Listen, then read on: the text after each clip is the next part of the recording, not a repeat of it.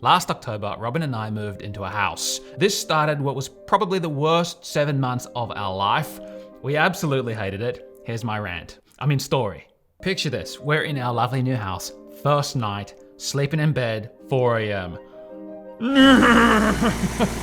Fucking trucks. Across the other side of the river, there is a road. These truck drivers would cruise in the middle of the night and early hours of the morning in their trucks using their engine compression braking. The sound would travel right across the river into our bedroom and wake us up every night just about. We couldn't sleep. And so I turned to Robin first morning. How'd you sleep last night? Shit. How'd you sleep last night? Very shit. So sleeping was, the first issue. And so we get up, that's all good. We get up first morning, have a shower, walk out of into my bedroom, dick out, balls out, you know the thing. It took 48 hours until our followers found out the address of the house that we had just moved into and start showing up. And I know that because my Instagram DM went ding ding, and in the DM was a photo of the back of our house and our backyard and our bedroom window. That was the moment that we realized less than 2 days in that living in a house is going to be a completely different beast. How are we liking the new place so far? We felt constantly very exposed. See, what we didn't show much on social media was that at the back of our house was a public footpath that walked alongside the river. And it's a really lovely footpath for the public, but from the point of view of being inside the house, you have randoms walking back and forth. And so we very rarely showed that part of the view on social media because we didn't want people rocking up. People already were. And so what we ended up doing was having to draw the blinds and shut the curtains for the majority of the day, for majority of days. And so we found ourselves living in like this dark little shoebox of a joint. And what little view we did have was blocked by the thing. And we were like, oh my God, what have we done, Robert? What have we done moving to a house? Do you know what tonight is, babe? What? Tonight is bin night. Your favorite time of the week. We gotta take the bins out on to the road, 'cause we live in a house now. When you have a house and you live on the ground, you have to do once a week, what you do is you get your rubbish from the kitchen and put it in a wheelie bin and wheel it to the front of the street outside the house. This is a bin filled with our shit from the week. That we have this in this plastic vessel, and we have to wheel it out and put it on the side of the road for a truck to pick up in the morning. It's barbaric. This is barbaric behavior. Everyone does it on the whole street. They put all their shit in a wheelie bin. It's unbelievable that barbaric, I say. It's a barbaric thing to have to do that we had to do for the first time living in a house. So a week goes by, and for the first time, we get to experience our first summer shower for the year. And so it's pissing down rain, and you wouldn't believe it. On top of my leaf blowing and pool maintenance, I also had to become Chief Flood Prevention Officer. The outdoor area of our house didn't have a drain. I'm no builder, but if I was going to build a house and it had a little outdoor section, little patio there, the first thing I would be thinking is, gotta have a drain. For the rain to go in, didn't have one. 0 drains, no drains.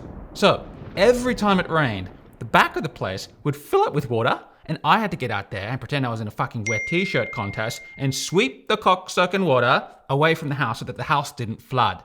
And so here I am getting saturated all summer, raining like crazy. And then December, January, it was raining like a beast. Brisbane flooded, it was wild. But jokes aside, the real problem there was security. We found out that our street was being targeted by these gang of thieves and robbers and criminals. And one by one in our street, houses were getting robbed, houses were getting robbed, houses were getting robbed. And so we thought, gosh, any moment, any night, it's gonna be us. We rushed out and got multiple security systems set up. And I went to town on locking the place down and turning it into Fort Knox. I had locks on the doors, I had locks on the windows. I had to get a series of laser beams like Mission Impossible. We had, I shit you not, an armed robbery take place literally outside of our front gate. Some kids got held up with a knife to their throat for their phone. They got their phone stolen meters away from our place. And so I'm thinking, God, this is some crazy shit. People getting stabbed up in this bitch, in this ghetto.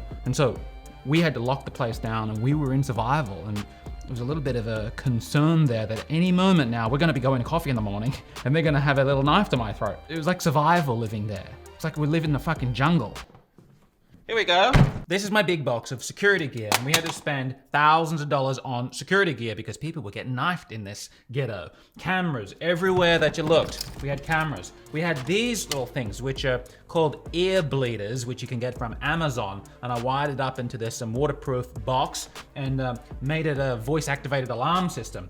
These, when they go off, make your ears bleed. It's like this shrill sound that's ridiculous.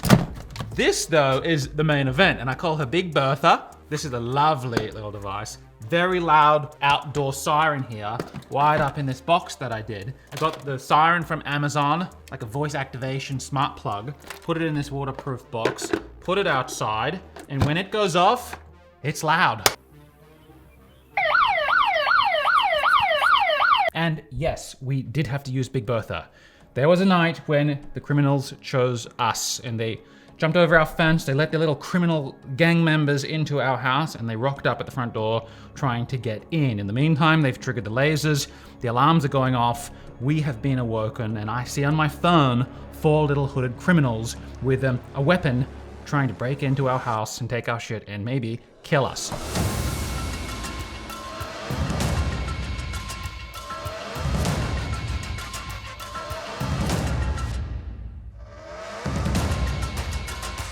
I set off Big Bertha by saying, hey Siri, turn on all the alarms. And so around our house is like a force field of sound, of alarms. Ear bleeders. Big Bertha's screaming. It's loud. The alarms that we had on the outside of our house could wake the dead.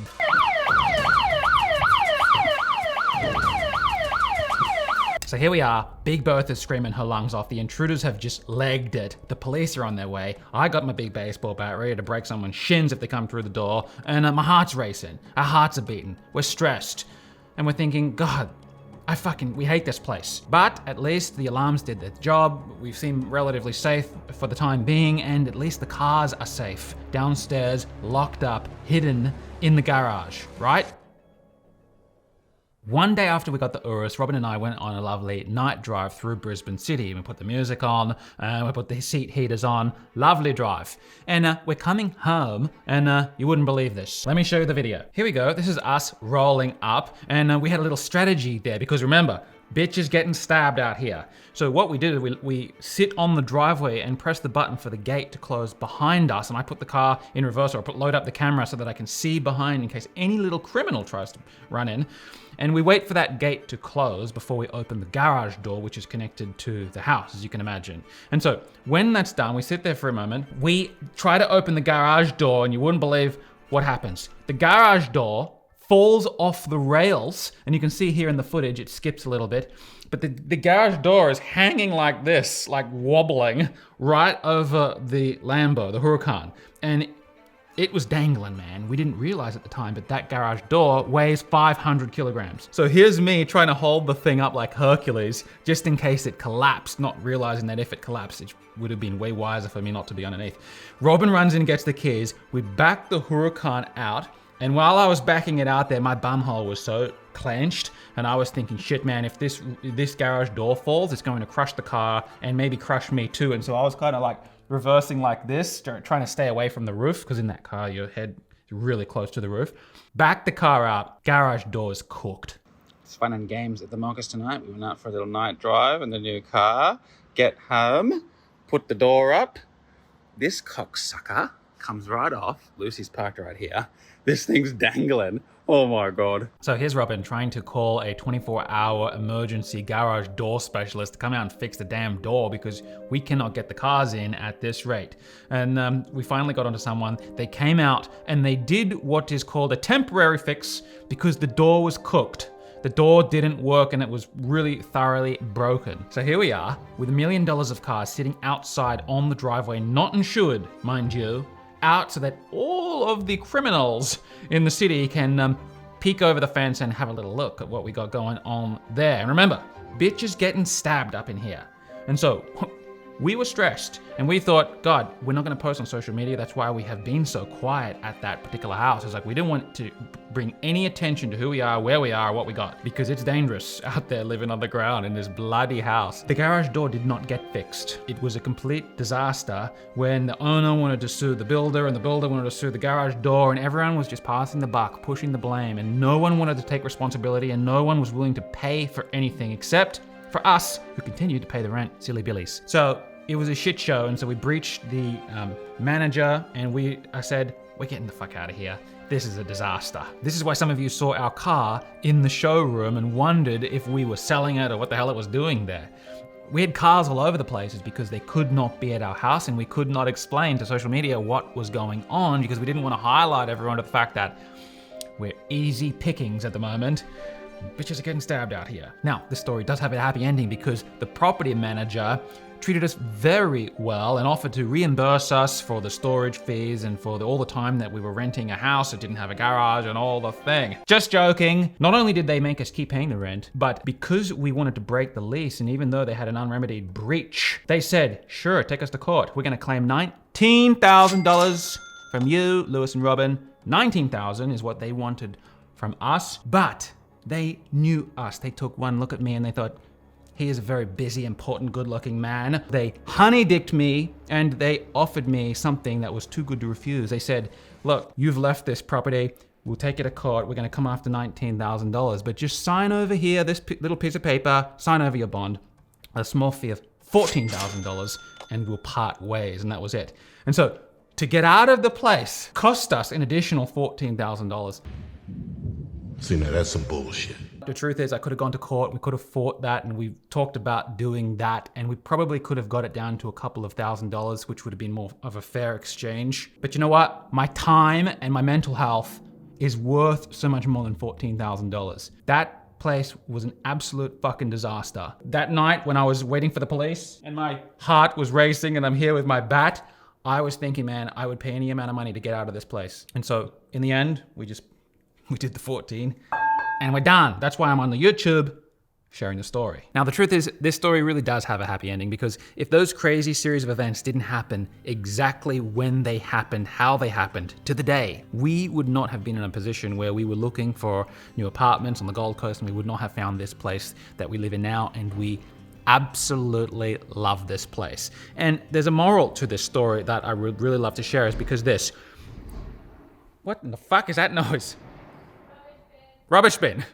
The rubbish, taking rubbish to the road. Unbelievably barbaric work. Here's our new rubbish strategy. The rubbish goes down a chute into the basement, and then it ends up in these bins, and then other people deal with it. As I was saying, we love this apartment, and for as long as you guys have been watching me on YouTube, we have lived in apartments that we loved. I just thought that was a normal thing to wake up and look out your window and be inspired by what you see and have a beautiful view and feel like I want to get up and have a spring in my step, and I get to go to work, get to do things and be here and love my place. The language we say when we come into our house here, like after we go out, is like, God, I love this place. We used to say that, we say it here.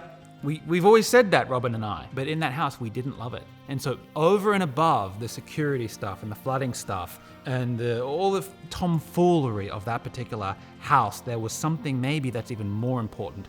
And the truth is, we knew from day one that we didn't love it. When we got home, we didn't say, God, I love this house. It's so inspiring. Makes me want to get to work. Makes me feel like I love my life and love my living situation, increase my self-worth. We didn't have that at the house. And my bet is that many people watching this don't have that about their own house. Many people don't love where they live. And when you get home, you don't say, God, I love this house, it's so inspiring. And that's a problem. You want to love where you live. You want to invest in where you live. Maybe your situation isn't quite the same, and maybe you don't have people getting stabbed up in this bitch. Maybe you live with deadbeat housemates who are dragging you down, pulling you down, distracting you, and who don't really believe in what you're up to. And maybe that's the reason that you don't love where you live. Maybe you live with a husband or a wife or girlfriend, boyfriend, who are really, are not on the same path as you. And maybe going home to them is why you don't love where you live. Maybe you live with parents still who don't believe in you and want you to go down one path even though your heart's calling you to go over here. That's a common thing that I see, and that's a lot of the reason people don't love where they live is because they're surrounded by people who are trying to pull them down. My overarching message for this whole entire video is to love where you live and to stretch yourself if you have to move to an area or to an apartment or to somewhere that's inspiring to you, somewhere that when you walk into the thing, you say, God, I love this place. I love living here. It's an investment and it's worth paying a little extra for. If you love where you live, you love your life, you love your living situation, you love yourself more. When you love yourself more, you have the highest self-worth. You feel better about yourself. You feel better about doing business, making money, feel more willing to receive and build the wealth. It's an investment. It will pay off relative to living somewhere that you think you have to live to save a few shekels that's really not that inspiring. And by the way, if you would love a house tour of the new place, let us know in the comments. I know that you requested one at the last place, but to be frank, we just did not feel like making much content there. We were not very inspired by it. This place though, we love. And I think you guys will too. A little sneaky peek, here we go. Look at this.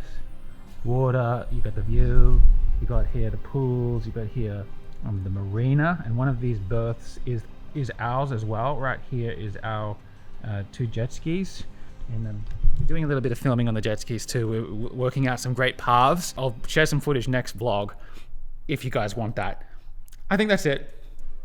Let me know if you enjoyed the video. See you guys.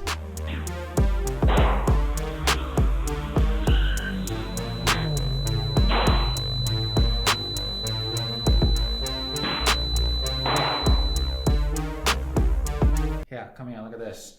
When you're on the phone, when you swipe down like this, Siri suggestions comes up, and what shows up here is the apps that you use most. At our old house, guess what was the first app? The security cameras and the alarm systems. That was the #1 app that I would go to because we were constantly like having this, worrying about this kind of stuff. Here at the new house, guess what? Willy Weather is my #1 used app now. And guess what? We're checking the tides and the swell to see if we can go out on the jet skis and have a beautiful, lovely day. Unbelievable. Little thing. It's the little things, you know.